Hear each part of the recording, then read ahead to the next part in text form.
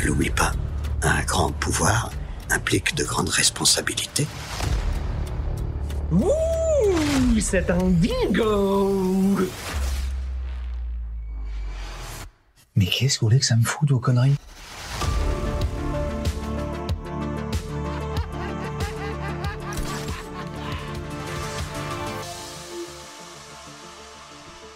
Tu me veux, je suis là. Bonjour à tous et bienvenue dans ce deuxième épisode de Et toi t'en penses quoi? Salut Bastien. Salut Guillaume, salut tout le monde.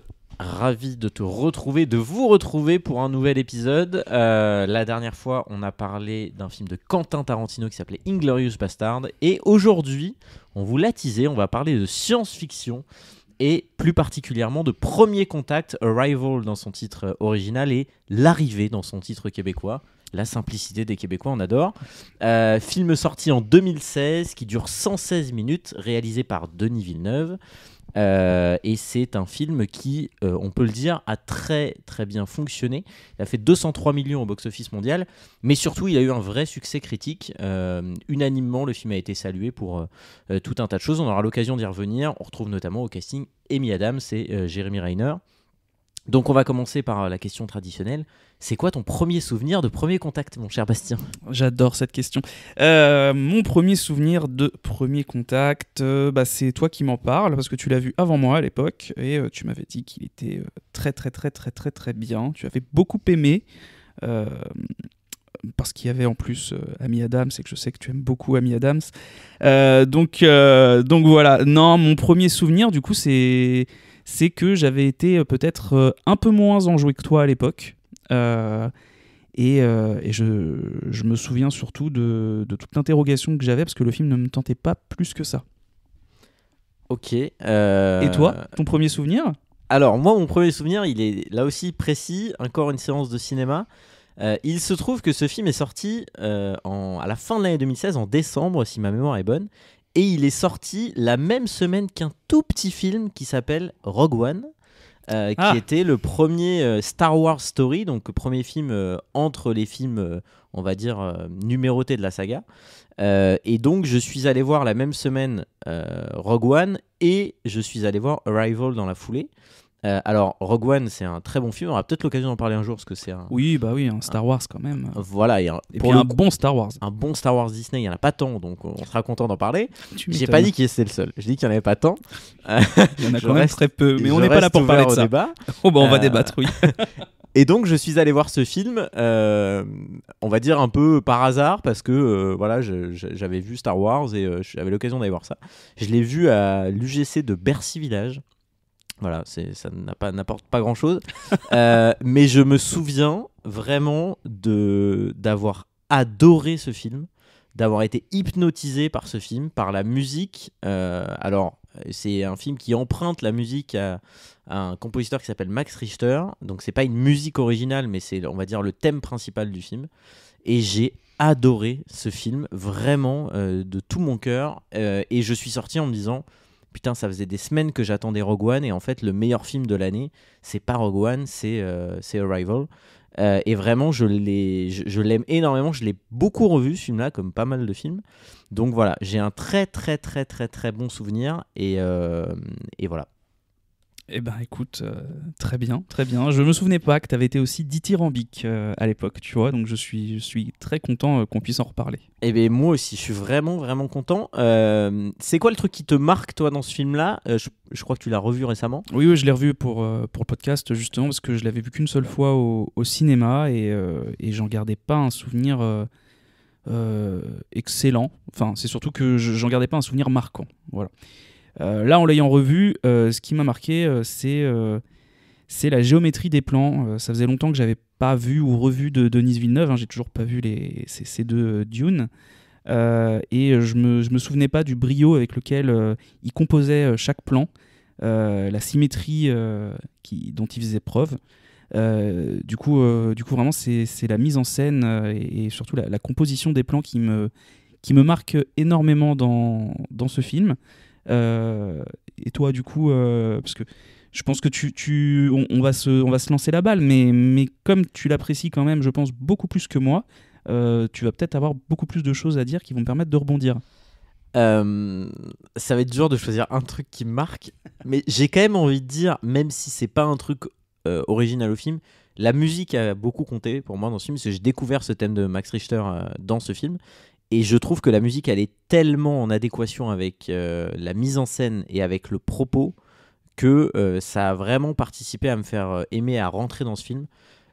Après, moi, ce qui me marque, c'est la thématique. C'est-à-dire que c'est un film de science-fiction qui ne fait pas du tout de la science-fiction comme on en fait de manière moderne.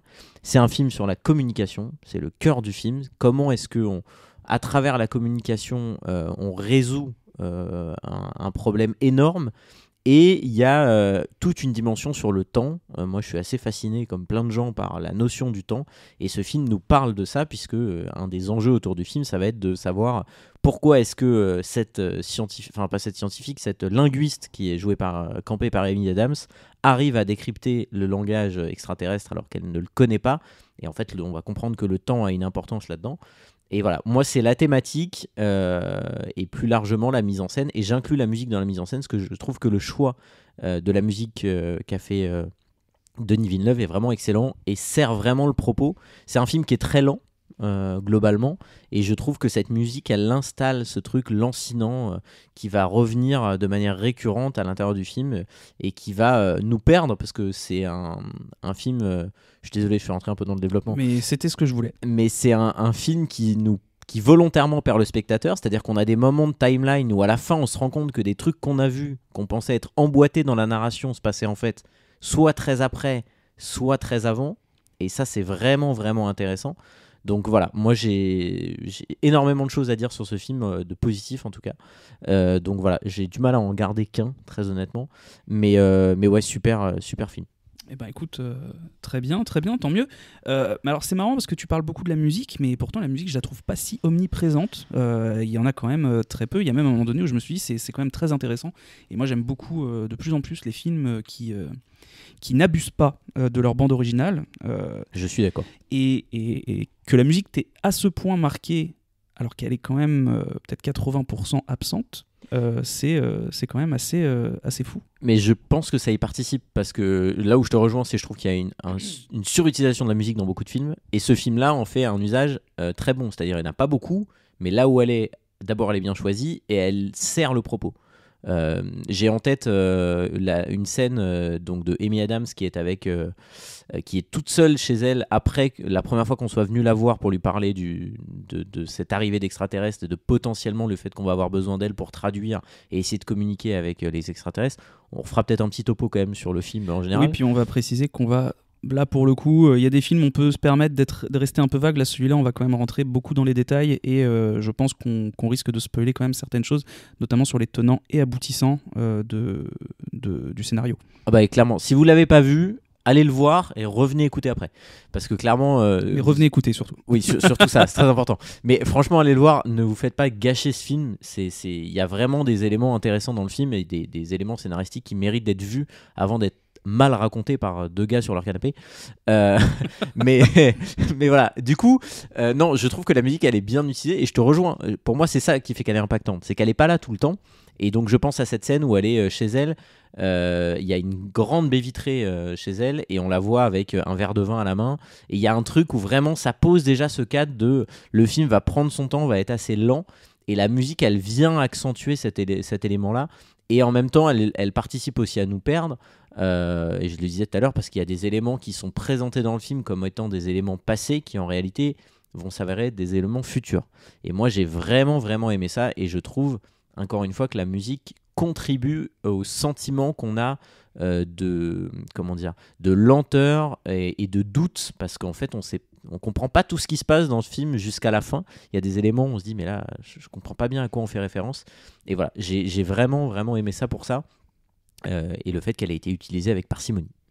Écoute, je te rejoins pour la parcimonie, enfin l'utilisation avec parcimonie de la musique. On va peut-être faire un résumé.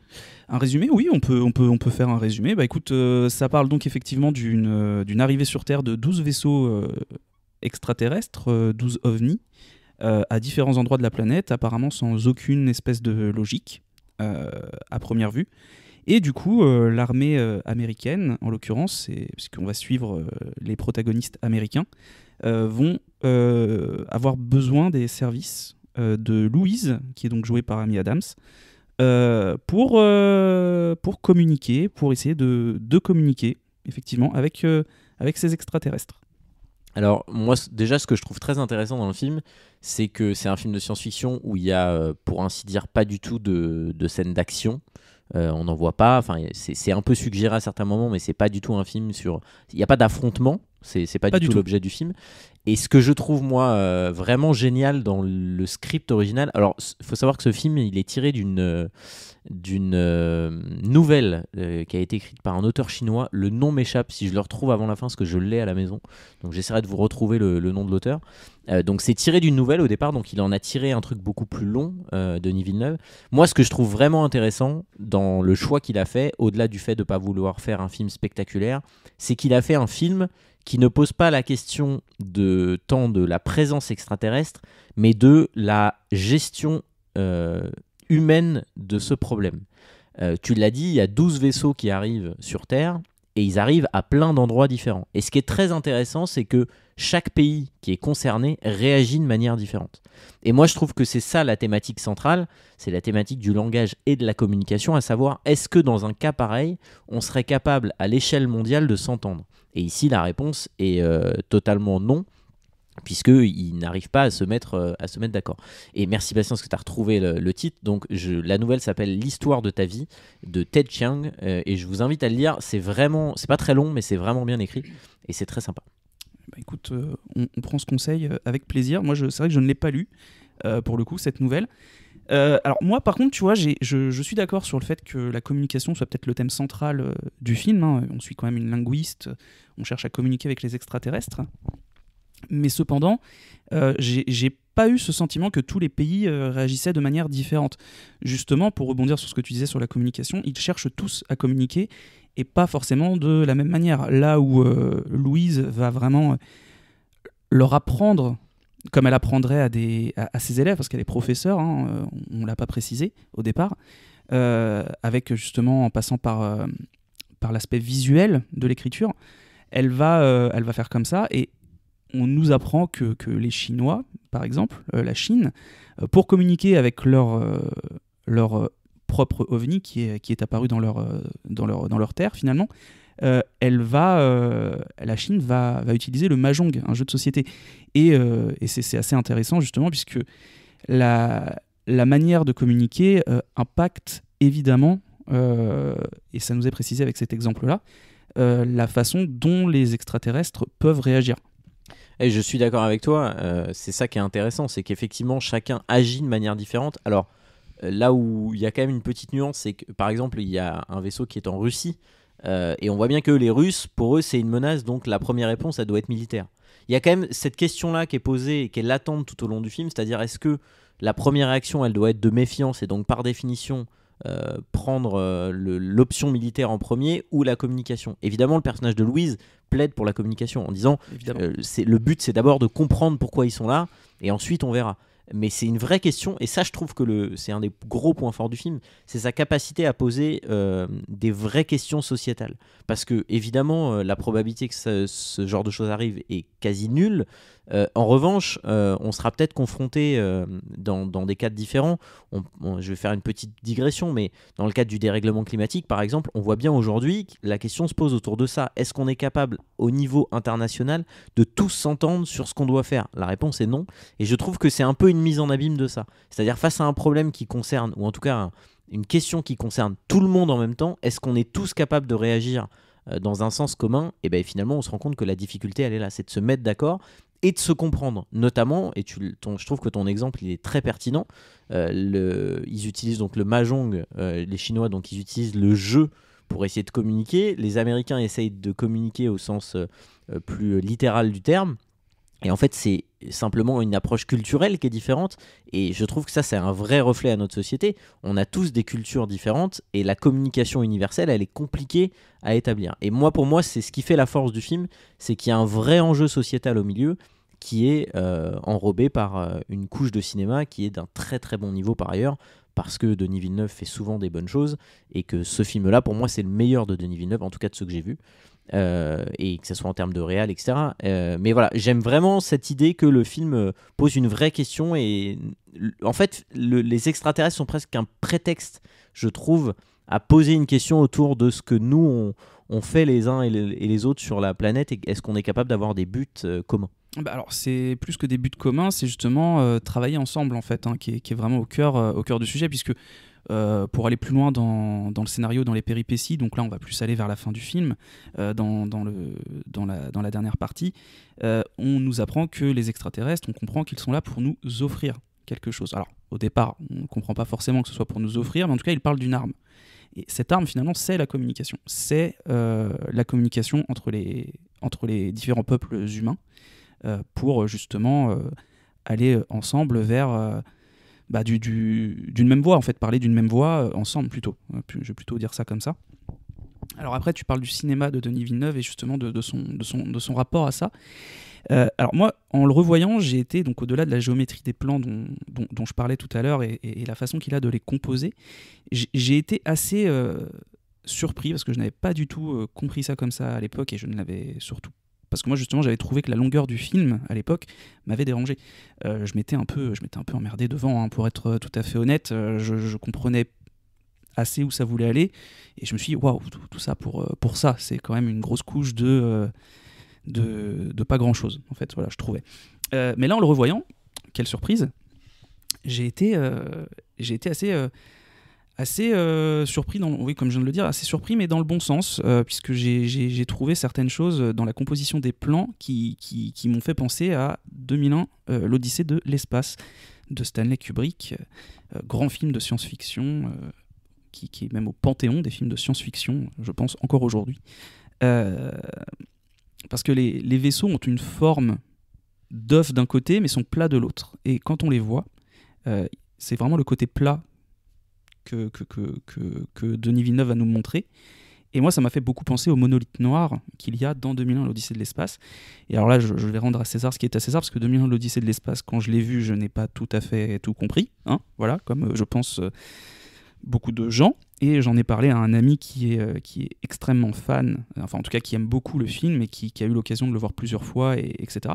Et donc je lui rends à lui, c'est par son interprétation de 2001, l'Odyssée de l'espace, que je pense que j'ai pu faire ce lien aujourd'hui via Premier Contact. C'est que il me disait que lui, il voyait le monolithe noir de 2001 comme l'écran noir d'un cinéma, et que du coup en fait tout le film parlait d'un rapport au cinéma. Et du coup, je vais revenir sur... là, je m'éloigne un peu, mais je vais revenir du coup dans Premier Contact. Je trouve que c'est tout à fait ça. Notamment quand ils entrent pour la première fois dans le vaisseau, on a un petit carré blanc. On voit vraiment le carré blanc. Et il y a un petit travelling assez lent qui se fait. Donc là, on pourrait dire qu'on est sur un écran qui devient finalement du 4/3. Et puis au final, sur un écran qui devient le 16/9 du film. Et l'écran blanc, l'écran noir que l'on voyait au départ du vaisseau, à l'intérieur, l'écran blanc, la toile blanche du cinéma. Et moi, c'est ça qui m'a beaucoup marqué, voilà, finalement, pour rebondir sur la première question que tu m'as posée, ou la seconde, je ne sais plus. Et donc voilà, c'est ça que j'ai à dire là-dessus. Alors honnêtement, j'ai jamais fait ce parallèle, mais maintenant que tu le dis, je vois très bien ce que tu veux dire. Et pour abonder un peu dans ton sens, je dirais que au départ, quand ils y vont la première fois, ils essayent de communiquer avec des visuels. Donc ils écrivent des choses, ils essayent de faire passer, et après ils utilisent du son. Donc en fait, c'est l'arrivée, si je suis ta logique, l'arrivée du cinéma muet au cinéma parlant. Donc j'avais jamais fait cette analogie, honnêtement, mais oui, elle est intéressante. Effectivement, tu as raison. Je connais pas la position de Denis Villeneuve sur le sujet. Il a peut-être déjà répondu. Non, mais après, c'est ça qui est beau avec le cinéma aussi, c'est que tu vois un peu ce que tu veux voir. Mais totalement. C'est de là à ce que ce soit conscient ou pas par le réal. Bon, je m'avancerai jamais. Non, mais c'est intéressant. J'avoue que j'avais jamais pensé à ça et ça me donne envie de le revoir pour réfléchir à cette question. Il va le revoir beaucoup trop de fois. Je précise, moi je l'ai pas revu pour le podcast parce que c'est un film que j'ai vraiment beaucoup vu. donc je le connais, je pense que je le connais assez pour en parler longtemps, mais du coup voilà, ça me donnera une excuse de plus pour le revoir. Si tu en avais besoin d'une, vraiment. Voilà, exactement, ça justifiera un truc que je n'ai pas à justifier. Et alors du coup, moi je voudrais parler aussi de ce que tu as dit. Alors, Premier Contact, on l'a dit, s'appelle Arrival en version originale. Et alors, c'est là qu'on voit encore que les traductions françaises, je vais pas relancer de débat sur les traductions françaises de titres des films. Là, en l'occurrence, je trouve que Premier Contact n'a absolument aucun sens, si ce n'est le sens le plus facile, c'est-à-dire c'est le premier contact avec une race extraterrestre. Puisque pour moi, le film parle plus ne parle pas.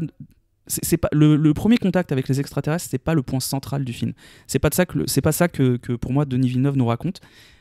C'est notamment moi au départ quand le film a commencé, je me suis dit ah oui, donc en fait on va nous parler des étapes du deuil et le personnage va grandir en passant chacune de ces étapes tout le long du film. Et finalement ça nous prend assez à revers, je trouve, puisque du coup on arrive justement dans ce côté temporel où finalement l'arme qu'on nous donne, c'est la communication et justement la possibilité de voir des brives de ton avenir en parlant ce langage alien. Et en fait, Arrival, ça veut dire venue, arrivée, naissance. Du coup, moi je pense que, et quand tu vois que du coup, comme je le disais tout à l'heure, la forme des vaisseaux ont quand même une forme assez d'œuf, si j'ose dire, moi je pense que le cœur du film, c'est quand même... oui, c'est ça, le cœur du film pour moi, c'est la naissance, c'est la venue au monde, c'est la maternité. Oui, je suis d'accord. Alors, on n'a pas encore abordé ce point, mais c'est quand même un des gros enjeux du film, c'est-à-dire qu'en parallèle de tout ce qui se passe, donc c'est-à-dire Louise, on vient donc la chercher, elle rentre dans le camp militaire où elle va rester pendant plusieurs mois à essayer d'établir un contact avec les extraterrestres. Donc régulièrement, elle rentre accompagnée entre autres de Jeremy Renner dans le vaisseau et donc ils essayent de communiquer, donc on va suivre ça. Et en parallèle, on voit des morceaux de la vie du personnage d'Amy Adams, donc de Louise, et notamment le fait qu'elle a une fille et que sa fille tombe malade. On devine qu'elle a un cancer, puisqu'on la voit hospitalisée, on la voit perdre ses cheveux, ce qui est la conséquence généralement de la chimiothérapie. Donc c'est pour ça que je me permets de faire cette interprétation-là. Et donc on la voit perdre sa fille, qui meurt donc jeune. Je pense qu'au moment de sa mort, elle est ado.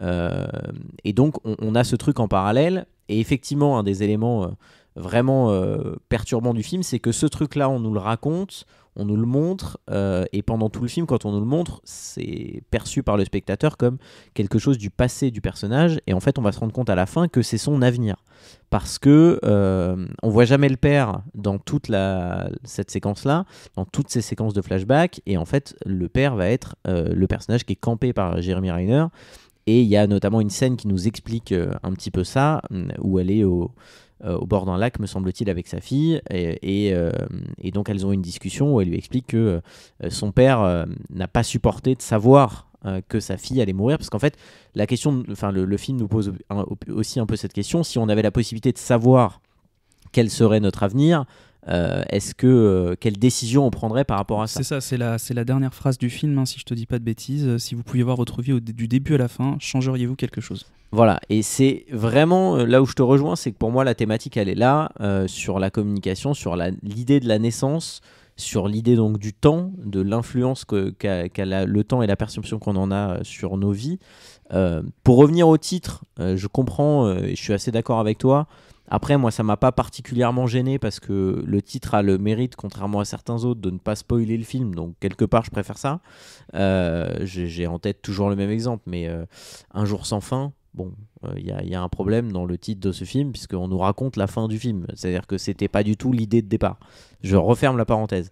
Mais là, pour le coup, ça m'a pas particulièrement choqué. Après, effectivement, le film ne porte pas tant sur le premier contact avec les extraterrestres, il porte sur les conséquences de celui-ci, et notamment à travers le personnage d'Amy Adams. Donc Amy Adams, elle va être celle qui va réussir à décoder leur langage. Quand même qu'on dise un mot là-dessus, un des points forts du film, c'est clairement son visuel. Il a une photo exceptionnelle, il a une mise en scène qui est très très belle, une colorimétrie qui qui est formidable. Et il y a donc ce truc des extraterrestres. Denis Villeneuve, avec ses équipes, ils ont créé donc des espèces de signaux. Donc ça ressemble à des cercles qui composent la manière avec laquelle les aliens communiquent. Et donc en fait, on comprend au fur et à mesure du film que ces cercles ne représentent pas des mots, mais représentent des espèces de phrases ou de sens à donner. C'est ça, oui. Et Des donc ensembles de mots. voilà, des ensembles de mots qu'on peut lire dans plusieurs directions. Et donc elle, au fur et à mesure, elle essaye de les décrypter. Donc on voit, elle essaye de faire comme un espèce d'alphabet finalement. C'est tout à fait ça, oui. Et il y a un moment donné dans le film où elle va se rendre compte qu'elle comprend soudainement tout. Et là, il y a un moment de pourquoi est-ce qu'elle comprend. Et c'est là où tu l'as dit tout à l'heure, on va comprendre que les aliens sont là pour aider la population terrestre parce que eux-mêmes vont avoir besoin de leur aide plus tard. C'est ça, 3000 ans, ils disent. Exactement. Donc ils ont besoin que les humains comprennent et partagent avec eux ce point commun de communication et de pseudo-technologie pour qu'ils puissent les aider plus tard. Et c'est hyper intéressant parce que d'un seul coup, elle se retrouve dépassée par ça. C'est-à-dire qu'elle ne comprend pas elle-même pourquoi elle comprend ce qu'ils disent. Et je trouve que c'est aussi un point intéressant dans le film, c'est-à-dire que elle a du mal à comprendre, et un des sous-textes là-dessus, on parlait de communication, de coordination tout à l'heure entre les gens, il y a aussi une histoire de confiance. C'est-à-dire que le film nous fait aussi passer le message que pour que la communication fonctionne, il faut d'abord se faire confiance. Et elle, à plusieurs fois, elle va montrer de la confiance envers les extraterrestres. Par exemple, ça va être la première à retirer sa combinaison dans le vaisseau, alors qu'ils ne sont pas censés le faire. Parce qu'elle, elle se dit, mais en fait, ils ne me voient pas. Donc je suis dans une espèce de combi orange qui ressemble à rien. Là aussi, on peut y voir une ref à 2001 d'ailleurs. On peut, oui. C'est pas du tout le même type, mais la couleur, en termes de colorimétrie, oui, tout à fait. Et je trouve que voilà, il y a aussi ce truc-là de, elle représente. Oui, t'as raison. Excusez-moi. Elle représente la confiance finalement. Elle leur fait confiance, donc en retour de confiance, ils lui donnent finalement cette possibilité de comprendre des choses, de voir des choses de son avenir à elle et de comprendre leur langage, quoi. Oui, puis c'est la seule qui, au-delà de le comprendre, peut interagir physiquement avec ce langage à la fin. C'est vraiment la première à j'allais dire, subir les conséquences, en tout cas à les prendre de plein fouet, quoi. Mais vas-y, je t'en prie. Non, mais après voilà, si on rentre un peu dans le vif du sujet, tu disais que le film était un peu long, c'est vrai. C'est ce que j'avais ressenti à l'époque. Là, je l'ai beaucoup moins vécu comme ça, hein. Vraiment, je n'ai pas vu le film passer, hein, si je dois être tout à fait honnête, là, pour ce deuxième visionnage. Et donc il dure un petit peu moins de 2 heures, ce qui n'est pas non plus énorme, hein. Il dure 116 minutes. Ah oui, il est pas très, très long, on va dire dans la norme de ce qui se fait aujourd'hui. On a du mal à trouver des films de moins de 2 heures maintenant, même, c'est presque l'inverse. Oui, c'est plutôt ça. Après, voilà, moi je trouve que le film prend son temps, beaucoup, mais en même temps, ça fait partie de la thématique, c'est-à-dire... moi je reste là-dessus, sur cette idée. Gagner la confiance, ça prend du temps, se comprendre, ça prend du temps. Il y a un peu là où tu as raison dans l'analogie de la naissance, c'est-à-dire que quand on naît, il faut qu'on apprenne à communiquer, il faut qu'on apprenne à comprendre, qu'on apprenne à s'exprimer. Oui, ça se rejoint. Et en fait, c'est vraiment ça qu'on nous montre, c'est-à-dire qu'elle fait cet effort d'apprentissage, alors qu'elle a quand même la pression des militaires, parce qu'on l'a dit au départ, elle est dans un camp militaire. Les militaires, ils ont quand même à un moment donné pas la patience de la linguiste. Et d'ailleurs, on voit à un moment la communication entre tous les pays s'arrête parce qu'ils sont plus tous d'accord les uns avec les autres. Alors oui, c'est ça s'arrête parce que à ce moment-là, les aliens alors on va les appeler comme ils les appellent dans le film, hein, les heptapodes, si je dis pas de bêtises. Oui, exactement. Parce qu'ils ont 7 jambes, 7 c'est jambes, 7 tentacules, on sait pas trop. Et effectivement, il leur donne quelque chose qui est donc un 12e, une information 1/12 qui leur permettrait de... Donc comme il y a 12 vaisseaux, c'est une partie du tout qui leur permettrait à l'espèce humaine de décrypter en fait le message, leur façon de communiquer. Et du coup, Louise, Amy Adams, est donc la seule à dire oui, mais il faut qu'on parle avec les autres. Sauf que comme chacun pense que l'arme est là pour détruire la Terre, détruire l'espèce humaine, il y a une vraie notion de paranoïa, hein, chez nous, chez l'être humain, et c'est bien mis en avant sur ce film. Alors, je vais peut-être faire une analogie un petit peu grosse, mais 2016, on est à l'élection, on est dans les élections, dans les primaires républicaines, et du coup à l'époque déjà il y avait donc Trump. Et le point Godwin des années 2020 est atteint. Mais non, c'est juste pour dire que plus sérieusement, dans le film, il y a Il y a cette notion de paranoïa qui est très mise en avant, notamment par les extraits de différents médias que l'on voit, les différentes réactions, comme on disait, de chaque peuple, et aussi par les soldats américains qui sont nourris avec ces histoires de complotisme, ce qu'on qualifierait aujourd'hui en tout cas de complotisme, et qui sont nourris de ça et qui du coup prennent les devants et attaquent les extraterrestres. Oui, totalement. Alors, je vais répondre aux 2 trucs que tu as évoqués. Effectivement, cette histoire que pour comprendre le langage, ils donnent des informations parcellaires depuis chaque vaisseau, donc dans chaque pays, avec cette idée de si vous voulez comprendre, vous allez devoir parler ensemble. On revient encore à ce message Oui, c'est ça. Si vous communiquez pas, ça marchera pas. Et effectivement, il y a cette idée que ça représente potentiellement une arme. Et moi, je le lis de 2 manières. À la fois, ça peut être un danger pour les humains, mais surtout, il y a un truc de chaque pays veut disposer de l'arme sans la donner aux autres. Ah bah il oui, y a aussi un peu ce truc-là. ça. Et là, effectivement, le parallèle avec l'actualité américaine de l'époque, l'élection de Trump, c'est 2016, la première, si je dis pas de bêtises. C'est ça, son investiture, c'est en janvier 2017, donc c'est ça. Ouais. Donc finalement, encore une fois, on rentre dans ce truc de si vous communiquez pas, vous pouvez pas avoir les infos, mais en même temps, si vous communiquez, c'est prendre le risque que tout le monde ait l'info et potentiellement tout le monde ait cette fameuse arme. Et t'as raison, le film il pose la question de qu'est-ce qu'on fait nous. Il pose pas la question de ce que font les extraterrestres. Au final, à la fin, les extraterrestres disent on aura besoin d'aide, on sait pas pourquoi. On ne saura jamais pourquoi, et puis ils disparaissent d'une manière, ils partent en fumée en fait, littéralement. Exactement, et donc finalement c'est vraiment, le film il pose une question sur nous, pas sur eux. Et c'est aussi ça qui fait pour moi que c'est un film qui est remarquable et qui marque les mémoires, c'est qu'il a une approche de la question des aliens, qui est quand même une question qu'on a beaucoup traitée dans la fiction, même dans le documentaire, mais beaucoup dans la fiction, dans les œuvres de cinéma, dans les livres, etc., etc. Et lui, il a une approche qui est vraiment centrée autour de c'est bien gentil de chercher, de spéculer sur ce qu'il y aurait autour, mais qu'est-ce qu'on en foutrait nous ? Et en fait, on est là, le film nous montre que, en dehors du personnage d'Amy Adams, qui elle, on va dire tout le film a une attitude qui est plutôt bienveillante et positive eu égard à ça, parce que elle a une approche de linguiste qui est centrée sur la communication. On se rend compte que collectivement, le premier truc qu'il prend, tu l'as dit, c'est la paranoïa. Et attendez, on va pas prendre de risques. En fait, c'est ça, on est plus prêt à prendre de risques parce qu'on se fait pas confiance. Oui, c'est ça. Et puis c'est la paranoïa liée à la peur, puisque le but de communiquer avec les extraterrestres, c'est de savoir qu'est-ce que vous nous voulez. Exactement. Est-ce que vous êtes là pour nous défoncer ou pour quoi ? Exactement. Voilà, donc tout de suite, on n'est pas sur quelque chose de très serein. Après, cette phrase va juste confirmer ce qu'on est en train de dire, mais c'est une réaction typiquement humaine. Oui, non, mais c'est instinctif. C'est tout de suite, c'est la peur de l'inconnu. C'est nos réactions face à ce qu'on ne connaît pas. Mais je pense qu'on se poserait tous la question si ça, ça est-ce devait que c'est la arriver. fin ou pas, quoi. Mais voilà, la beauté du film, c'est quand même, et c'est le message sous-jacent, c'est la communication, c'est quand même le meilleur moyen d'éviter un conflit, c'est de communiquer. Et quelque part, c'est ça que nous raconte le film.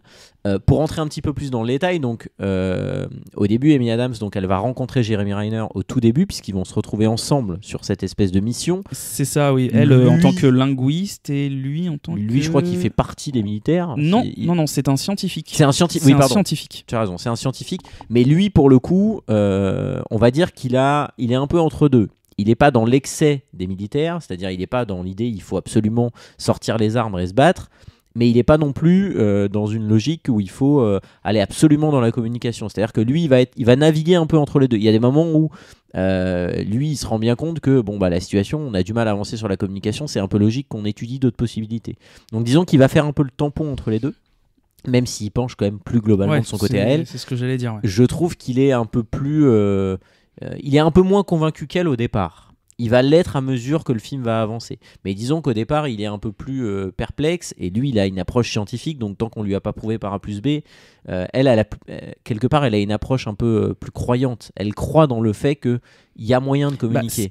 Alors, excuse-moi, je te coupe, mais c'est super intéressant ce que tu dis, parce que quand tu parles de croyance, lui est scientifique, c'est la raison, c'est la science, c'est la religion presque, parce qu'elle croit tellement religieusement à sa façon de faire, au pouvoir de la langue, parce que c'est à un moment donné, la première fois qu'ils se rencontrent, c'est dans l'hélicoptère qui les emmène sur la base militaire, et le personnage de Jeremy Renner est en train de lire le livre que le personnage d'Amy Adams a écrit.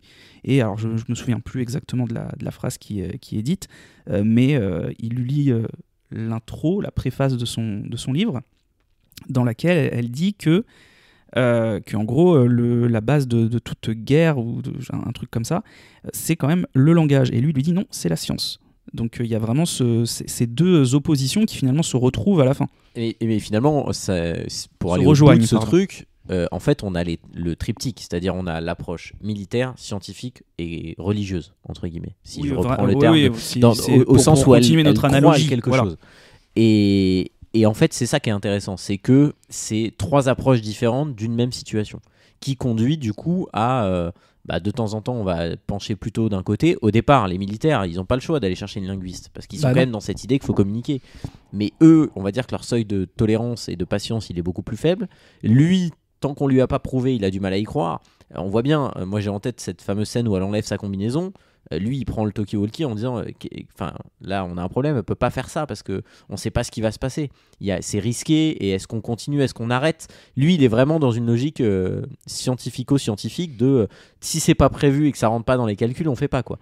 Et c'est ça qui est intéressant, et je te rejoins dans ton analyse, c'est-à-dire qu'à mesure que le film va avancer, il va quand même se rapprocher de son approche à elle. Assez rapidement, en tout cas, c'est montré assez rapidement. Et surtout, on va voir que va naître entre eux une relation, une proximité.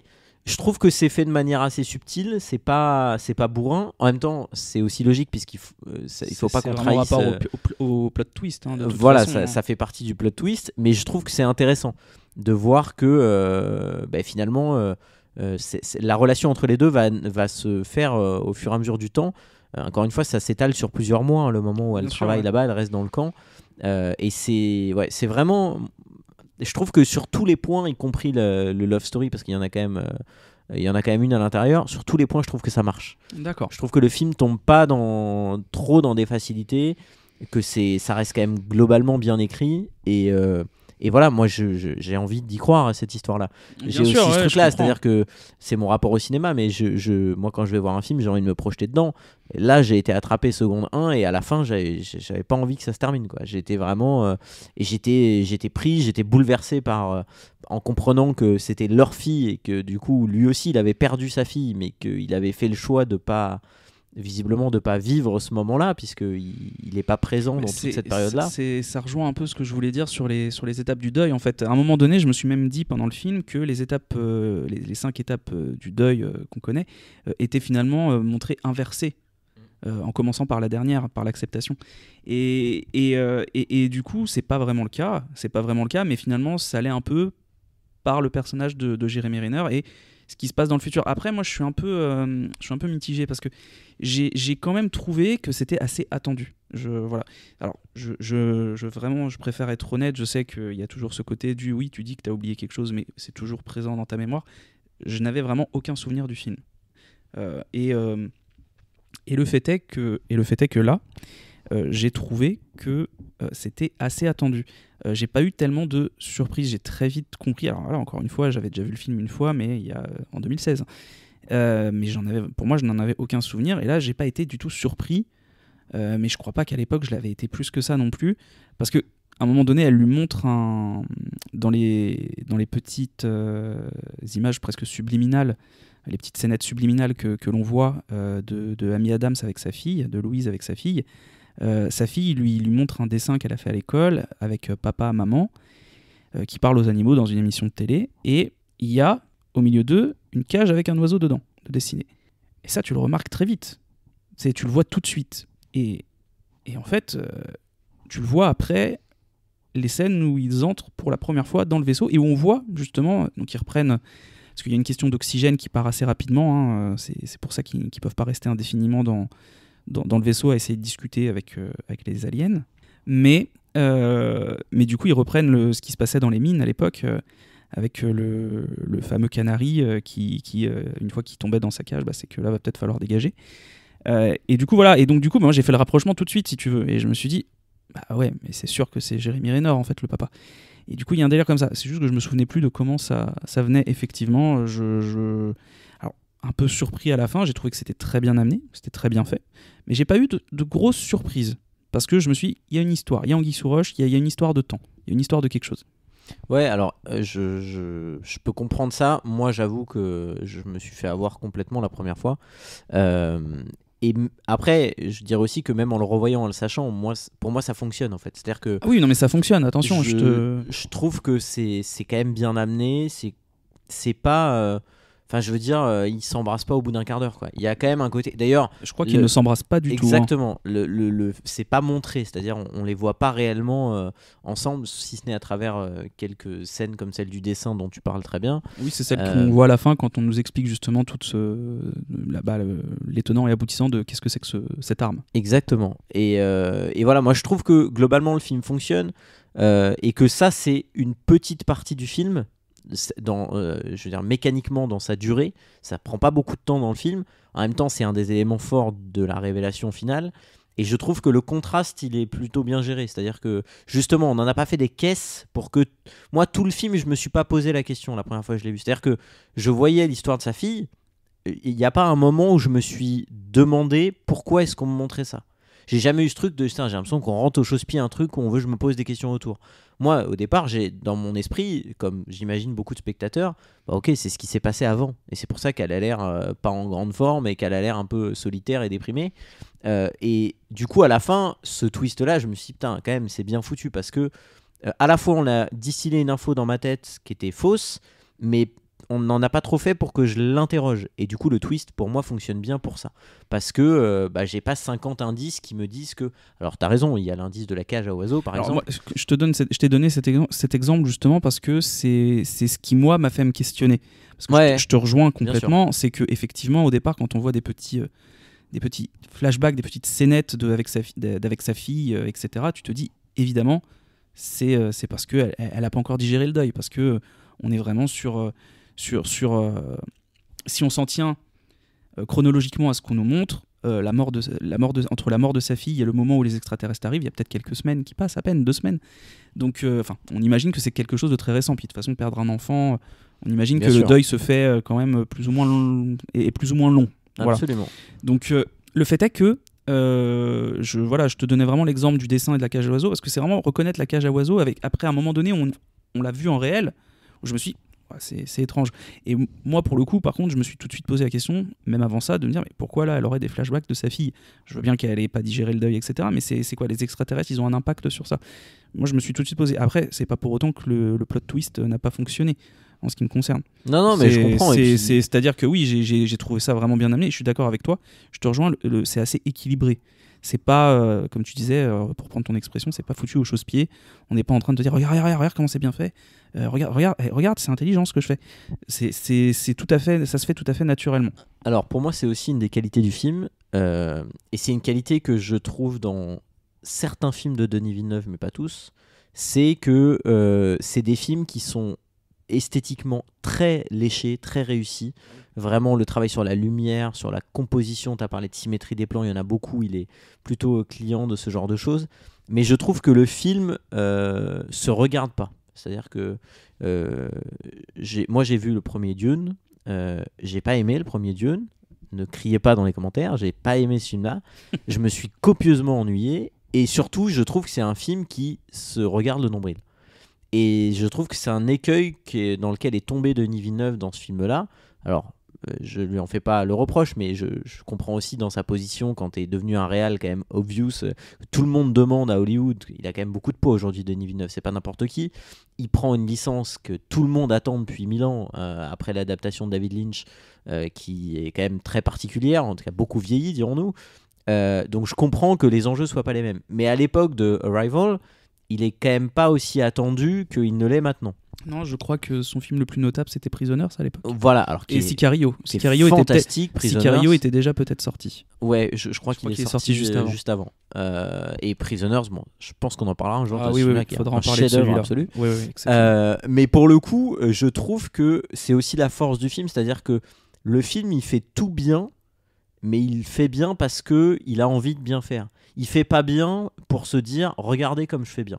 Et tu l'as dit tout à l'heure, tu as employé cette expression, ils se regardent pas, quoi. Enfin, et je trouve que c'est une des forces du film. Et souvent, les films qui sont les plus réussis, à mon avis, sont ceux où l'intention du réal, c'est de faire un truc bien et pas de faire pour se dire lui-même que c'est un truc bien.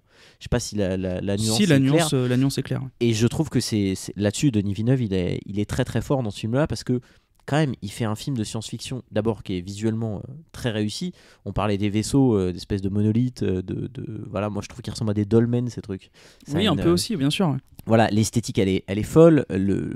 Tous les effets spéciaux fonctionnent. Le truc les extraterrestres, on y croit. La manière de communiquer, on y croit avec ce truc avec une espèce d'encre là. Je trouve que ça fonctionne vraiment bien dans la mise en scène. Le film, il a des vraies bonnes idées de mise en scène. Je veux dire, les effets de perspective, tu en as parlé dans ton analogie sur le cinéma.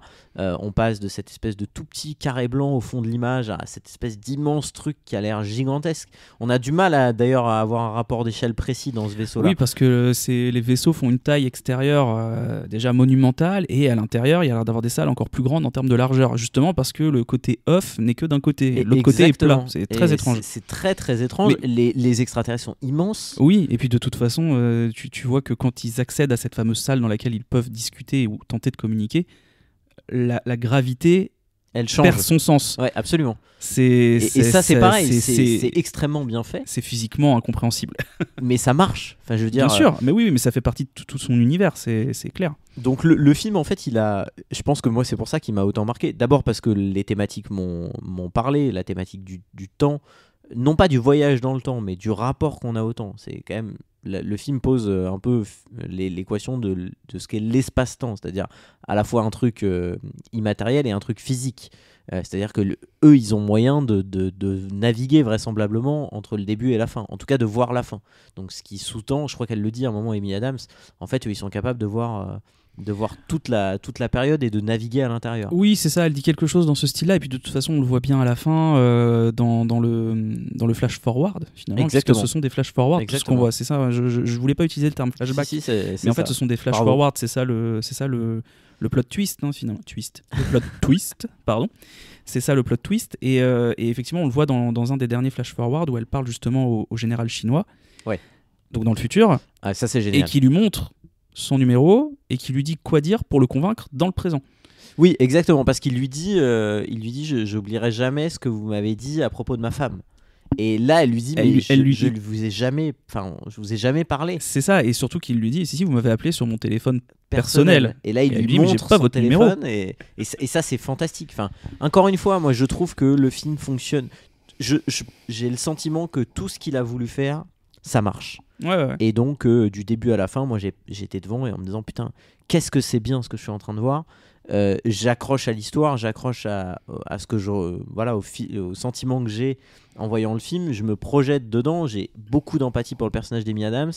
On a envie qu'elle y arrive, quoi, parce que on se dit ok, elle a toutes les bonnes intentions. Je veux dire, à aucun moment dans le film son personnage a une intention mauvaise ou à une intention égoïste. Mais ce qui participe à ce sentiment, c'est aussi le fait qu'on nous ment. Parce Bien que sûr. je veux dire, tu nous montres pas, tu nous fais pas une intro de film avec la perte, la vie en accéléré de maman et la perte d'un enfant, de maman solo, qui plus est, pour ensuite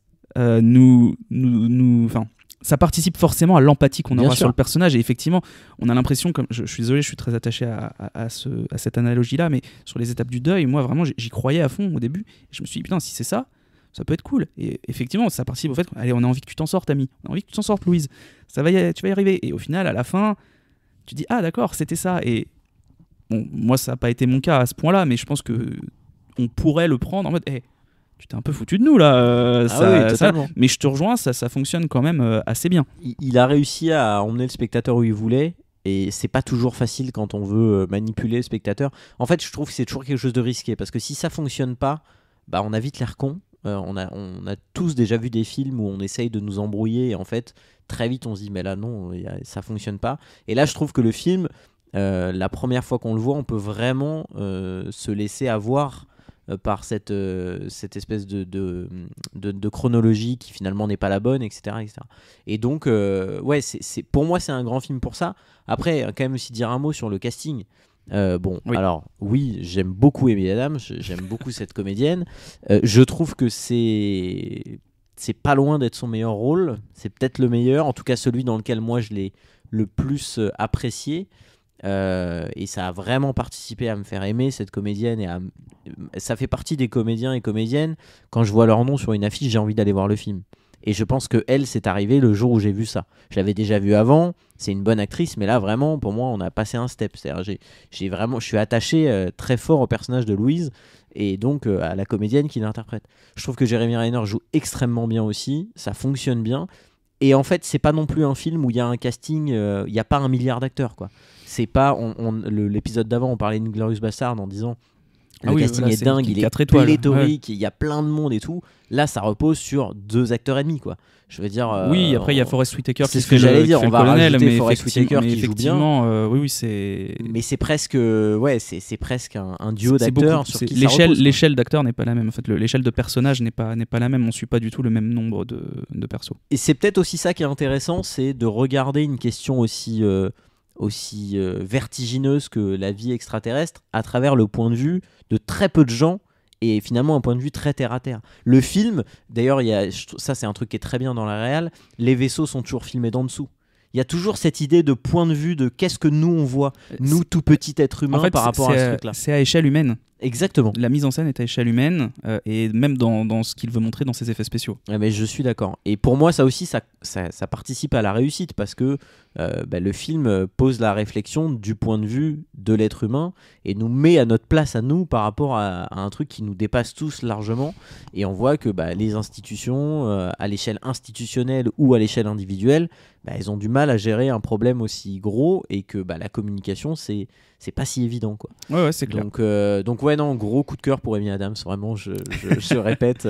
Moi, Amy Adams, j'aime beaucoup l'actrice, hein, c'est pas le souci, mais j'arrive pas, alors c'est très très con, hein, mais j'arrive pas à me détacher d'elle parce que moi je l'ai vue pour la première fois, c'était dans un épisode de Smallville.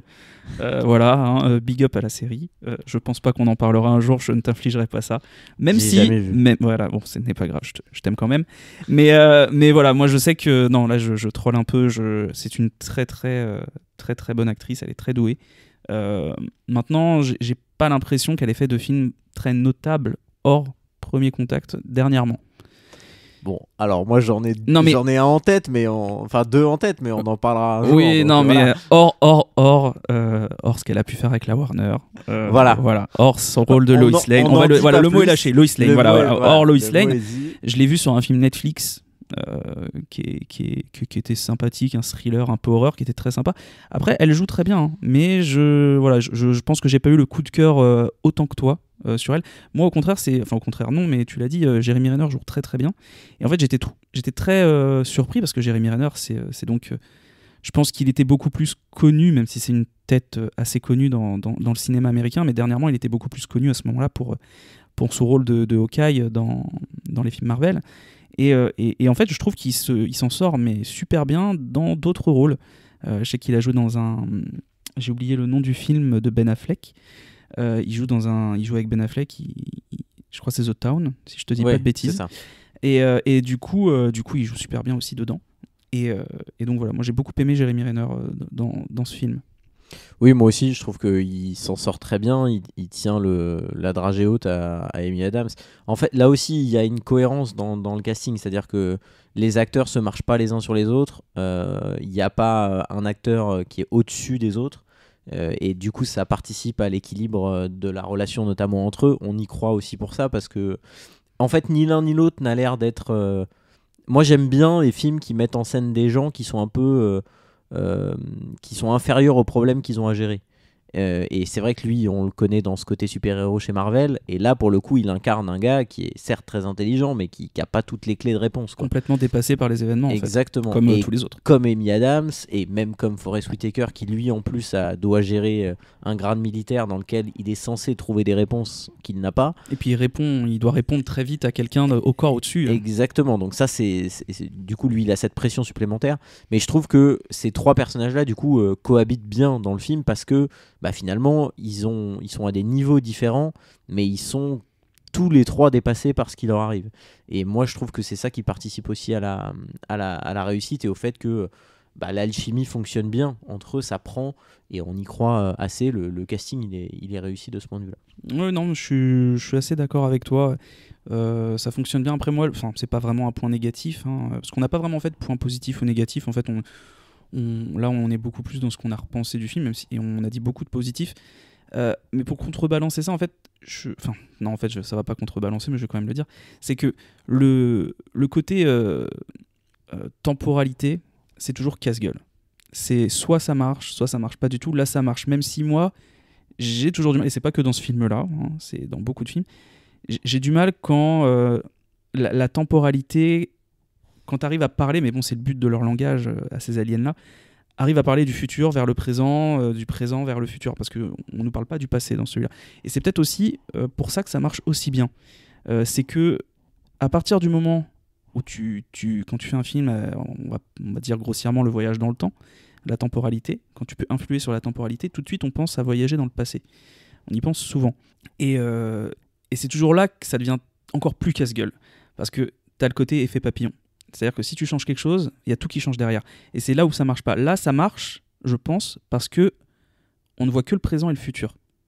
Tu vois ce que je veux dire ? Ouais, je suis d'accord. Et puis, moi, je comprends aussi le truc comme ils ont la possibilité de naviguer pour voir ce qui se passe, mais ça s'arrête là. C'est-à-dire que moi, ma lecture de ce qu'ils font et de ce que fait Amy Adams, c'est OK. Tu sais ce qui va arriver. Maintenant, pour autant, tu n'as pas le moyen de savoir ni comment ça va arriver. Par exemple, pour l'histoire de sa fille, on voit qu'elle va avoir un enfant qui va être malade, qui va mourir. En tout cas, de ce que le film nous montre, elle-même, pendant tous les flashbacks qu'elle a, elle ne sait pas que c'est Jeremy Renner qui va être le père. Elle ne sait même pas qui est cette personne. Donc voilà, elle sait pas qui est le père. Et donc, moi, j'ai un peu ce sentiment de... je vais faire une analogie un peu nulle, mais c'est t'as une frise chronologique au mur et tu peux la regarder du début à la fin. Par contre, tu peux pas changer ce qu'il y a dedans. Et je te rejoins, c'est pour ça que ça marche. Parce que du coup, effectivement, le problème du voyage dans le temps, dans les films en tout cas, ou dans les œuvres de fiction qui ont essayé de réfléchir à ça, c'est si tu modifies un truc à un endroit, ça a des conséquences partout. Et donc, du coup, c'est vite le bordel. Et donc, ce que tu as vu, est-ce que réellement ça marche ou ça marche pas, c'est toujours compliqué. Là, moi, j'ai un peu le sentiment, et tu l'as dit, comme tout vient du futur, on parle assez peu du passé, on nous fait croire que c'est le passé, mais en fait, c'est le futur. Et surtout, on donne des infos, mais on te donne pas la possibilité d'impacter dessus. Alors, oui, c'est ça. Mais après, voilà, je vais un peu nuancer, c'est que il y a quand même, à la fin, dans le plot twist, elle comprend que c'est le futur. Elle comprend que c'est sa fille. Alors, je vais pas rebondir trop sur mon analogie du cinéma, de l'écran blanc, etc. Mais bon, un petit peu quand même. À la fin, elle est carrément dans l'écran blanc. Donc elle passe de l'autre côté de l'écran. Et c'est à ce moment-là qu'elle comprend tout. Donc il y a vraiment ce côté où le film te dit, là, vous allez tout comprendre. Donc ça fait un petit côté un petit peu méta, si j'ose dire. Mais le spectateur rentre dans le film. Voilà, moi c'est comme ça que je l'ai compris. Maintenant, cela dit, c'est quand elle comprend que c'est le futur qu'elle fait le choix. Parce qu'il y a quand même la notion de choix qui est très présente. Je suis d'accord sur le fait que, sur ton exemple, ton analogie de la frise où tu ne peux rien changer, et que sur tout le film, elle ne peut rien changer parce qu'elle ne comprend pas. Mais quand elle comprend, elle pourrait faire le choix. Et c'est pour ça qu'elle pose la question à la fin, de dire, est-ce que si tu avais la possibilité, tu changerais quelque chose ? Et elle choisit de vivre tout ça. Alors, elle ne sait pas exactement quand ça va t'arriver, mais elle comprend. Tu vois, je veux dire, quand elle le prend dans les bras à la fin, quand tout est résolu, quand elle prend Jeremy Renner dans les bras, elle lui dit « ça m'avait manqué d'être dans tes bras ». Sauf qu'à ce moment-là, dans le présent, lui, il sait pas. Donc elle est quand même consciente de tout ce qui va arriver. Et oui, mais justement, moi, c'est là où j'ai pas la même interprétation, c'est que tu dis elle a le choix. Pour moi, en fait, elle l'a pas. Parce que elle a un choix c'est une illusion de choix, puisque on lui a montré ce qu'allait arriver. Donc quelque part, le choix, il est déjà fait. Tu vois ce que je veux dire ? Moi, ma lecture, c'est que comme on lui a montré ça, ok, elle a le sentiment consciemment de dire je choisis quand même de vivre ce truc, d'avoir un enfant, même si je sais qu'il va mourir. Donc quelque part, elle fait un choix. Mais en réalité, le choix, il est déjà fait, puisqu'on l'a vu, on sait que ça va arriver. Tu vois ce que je veux dire ? Ouais, pour okay, moi, d'accord. c'est là qu'est la nuance avec... et pour reprendre ce que tu disais sur le fait que c'est pour ça que ça se casse pas la gueule. Ouais. Parce que si elle avait le choix, je sais pas, on aurait pu imaginer que Jeremy Renner, lui, visiblement, il accepte pas ce choix. Dans le futur, il ne l'accepte pas complètement parce qu'elle lui a menti. Exactement. Elle ne lui a pas dit. Exactement. Mais du coup, dans tout ce qu'on a vu avant, ça contredit pas tout ce qu'on a vu avant. Non, il bien était sûr déjà que non. pas là. Donc c'est en ça que je dis, pour moi, il n'y a pas réellement de choix. C'est juste que ils savent ce qui va arriver et que, en fait, peu importe leurs actions vont forcément mener à ça. Oui, donc pour toi, ça se serait cassé la gueule à partir du moment où le choix n'aurait plus été illusoire, voilà, pour reprendre parce ton que terme. là, du coup, ça veut dire que le pouvoir extraterrestre déjà marche pas. Si elle avait pu dire non, finalement je veux pas d'enfant, dans ces cas-là ce que nous ont vendu les extraterrestres ne fonctionne pas, puisque ce qu'ils lui ont montré n'est pas vrai. Si, puisque ce qu'ils lui ont montré c'est juste qu'elle va avoir un enfant et qu'il va mourir. C'est ça, c'est à travers ce truc. Oui, c'est à travers ce prisme-là qu'on le voit. Encore une fois, je comprends tout à fait ce que tu dis dans le fait que je pense que le personnage se dit qu'il fait le choix d'eux. Mais je pense que j'ai une lecture très terre à terre de ce genre de choses, c'est-à-dire que pour moi tu as toujours le choix et c'est très con et très bateau, mais ne pas faire de choix en est un aussi, enfin tu vois, moi j'ai un peu ce côté là et du coup c'est vrai que je pense que c'est peut-être pour ça que ça a pas pris autant sur moi que sur toi, c'est que moi vraiment à la fin je pouvais pas m'empêcher de me dire oui mais elle fait quand même le choix de mentir à Jeremy Renner en sachant très bien qu'ils vont avoir un enfant et qui va mourir, elle choisit de vivre cette maternité, donc c'est un choix fort, mais j'ai pas du tout pensé à ce que tu dis là, c'est-à-dire à ce côté, ça se casse pas, pas ça se casse pas la gueule, mais à ce côté où en fait c'est un faux choix, elle n'a pas du tout le choix. Ça amène une question de destin finalement, de choses inéluctables finalement, et donc du coup que la mort est inéluctable, donc ça serait peut-être ça aussi le message de fin du film, c'est que le deuil est inéluctable, on va tous avoir un deuil à un moment donné. Moi je pense que c'est ça en tout cas sur la notion de temps et sur ce qu'il amène, c'est ce côté inéluctable, et quelque part pour moi ça matche parfaitement avec l'idée que elle n'a pas une approche scientifique des choses contrairement à lui, elle a une approche de croyance, et donc quand tu fais un parallèle avec la religion te dit que, quelle que soit la religion, que quelque part il y a quelque chose de supérieur qui décide. Et tu as foi en quelque chose qui n'est pas tangible. Exactement, et surtout que t'es pas à l'origine de tout ce qui t'arrive, il y a une forme de, on peut employer le terme de destin, etc.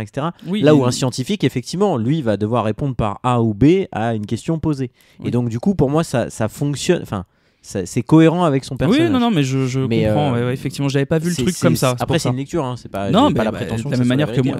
De même, rassure-toi. J'essaye pas de te convaincre. C'est pour ça que c'est intéressant d'en parler tous les deux. Donc voilà. Écoute, je vois la timeline, notre timeline à nous. Je vois qu'on est à 1h02 de podcast. Est-ce que tu as d'autres choses à rajouter ? Ouais, un tout petit truc quand même c'est vraiment un tout petit truc léger mais qui est intéressant. On n'a pas dit le nom des extraterrestres. C'est Abbott et Costello. Oui, Abbott et Costello. Ça, je trouve ça très drôle. Je sais pas si vous avez la ref. C'est un duo de comiques américains, et en fait c'est un truc qu'on retrouve souvent quand on traite de la science-fiction, et notamment dans les Simpsons. Les deux extraterrestres s'appellent pas Abbott et Costello, mais sont parfois appelés par certains personnages Abbott et Costello. D'accord, et donc c'est un truc qui revient souvent, et moi ça m'a fait sourire qu'ils aient choisi ce nom-là. Alors que parce que c'est vraiment une ref à la culture américaine. Oui, carrément. Oui. Moi j'ai dû aller vérifier qui était. Enfin vérifier. J'ai dû aller chercher qui c'était parce que je ne connaissais pas du tout. C'est l'équivalent de Laurel et Hardy. C'est ça. D'ailleurs, voilà, on digresse un peu complètement sur la fin. C'est pas grave, on est bien. Dans le jeu vidéo L.A. Noire, à un moment donné, il y a un personnage qui dit à un autre duo de personnages, vous êtes vraiment les Abbott et Costello, vous devriez remplacer Abbott et Costello, et c'est traduit en sous-titres, vu que les jeux de Rockstar ne sont pas doublés en français. En sous-titres, c'est traduit par vous devriez remplacer Laurel et Hardy. Oui, voilà, parce que nous, de notre côté, on connaît plus Laurel et Hardy. Exactement. Mais voilà, et je trouvais ça cool qu'il intègre ça. C'est un moyen aussi de rajouter un peu de culture américaine dans le film, et surtout moi en tout cas je le vois comme ça, c'est une référence, et eux les appellent comme ça. On sait pas comment les autres États les appellent. Oui. Eux ils les appellent Abbott et Costello, mais on imagine qu'ils ont chacun des noms différents, et ça me fait marrer. Et je me suis posé la question après, si c'était arrivé en France, comment on les aurait appelés? Est-ce qu'on les aurait appelés Eric et Ramsey? Je ne sais pas, mais je sais pas. Ça m'a fait marrer de me dire s'il avait fallu choisir un nom, ça aurait été pas sûr qu'on soit tous d'accord sur le projet. Non, je pense qu'on aurait cherché quelque chose de plus cool. Après, Eric et Ramsey, ça aurait tout à fait fonctionné. Attention. Un duo merveilleux. Bah oui, bien sûr. Non, mais oui, bon, Ah oui, non, mais. mais moi, c'était- attention, là, c'est même pas c'était ironique. premier- Ah, mais moi non plus. Non, non, C'était moi, pas j'aime du beaucoup. tout- hein. C'était pas du tout ironique. Enfin, j'aime beaucoup. Pas tout, mais ils me font quand même beaucoup rire. Bon, bref, On en parlera est là. peut-être un jour. On en parlera peut-être, c'est pas sûr, mais on verra. Écoute, je te propose de conclure. Eh ben oui. Parce que là, je pense qu'on a fait quand même un sacré tour. Ouais. It was a good ride. Donc, écoute, pour conclure, regardez Premier Contact. Ouais. Il est vraiment très bien. Il y a, comme vous avez pu l'entendre, il y a beaucoup de choses à dire. Mais si vous avez tenu jusque-là, c'est que vous avez déjà vu. Donc, ma phrase n'a aucun sens. Mais ce n'est pas grave, c'est une conclusion un peu à l'arrache. Un petit indice pour le prochain film, du coup, pour le prochain épisode. Ouais, un petit. Bah, je vais te laisser. donner Oui, le bah, petit je indice. vais le dire. Donc, pour le prochain épisode, l'indice, on va aller plutôt vers du thriller. Ouais. Parce qu'on a fait film de guerre, on a fait film de super-héros, on a fait science-fiction. Donc, on va aller plutôt vers du thriller, vers un réalisateur Pas très connu. pas très connu, qui a fait très peu de films marquants. Voilà. Et qu'on déteste. Ouais, exactement. Voilà, c'est un. Voilà. Personne n'aime ce réalisateur. Vous allez voir, Personne c'est- ne l'aime et il n'est pas du tout connu pour faire des films à plot twist. Voilà, exactement. Voilà. Donc, on sait pas quand il arrivera le prochain épisode, mais Assez voilà, rapidement, on l'espère. abonnez-vous, comme ça vous aurez les notifs. Ça sera merveilleux. Et voilà, donc on change encore de registre. C'est pas parce qu'on a déjà fait de la science-fiction, du super-héros qu'on n'y reviendra pas. Hein. C'est juste parce qu'on a voilà. envie, comme on dit, hein, c'est la description de notre podcast. Quand vous allez dessus, on veut parler de choses, de films qu'on aime, toujours dans une ambiance tout à fait relax. Exactement. Voilà, et puis le but, c'est. Parce qu'on parle quand même de films assez connus pour le moment. C'est pas forcément de faire découvrir, mais c'est en tout cas si ça vous fait plaisir de nous écouter et de. Ah, voilà, c'est une fin d'épisode. C'est une fin d'épisode. La fatigue se fait sentir. Non, alors pour l'anecdote, on a enregistré 2 épisodes le même jour pour que vous n'ayez pas à attendre 1000 ans entre chaque épisode. Donc voilà, on est un peu fatigué parce que c'est la fin du 2e. Mais non, on se retrouve bientôt. Si vous avez aimé, voilà, abonnez-vous, parlez-en, partagez, faites tout ce que vous voulez. Je crois qu'on peut mettre des commentaires ou des étoiles. Je sais sur pas Spotify, du tout. Apple Je sais Podcast. plus du tout. Voilà, c'est pour vous dire, on est vraiment au courant de la technique. Hein. On fait vraiment ça pour notre plaisir et puis si ça peut faire plaisir à d'autres gens, voilà, c'est ça que je voulais dire. C'est que Exactement. si ça vous plaît, eh bien tant mieux et écoutez, profitez et écoutez-nous. Il n'y a jamais de fin à cette phrase, c'est merveilleux. On va couper, Ouais, hein on va s'arrêter là. On va s'arrêter Merci là. à tous. Allez, et merci à bientôt. tous. À Salut. bientôt. Bonne soirée. Ciao.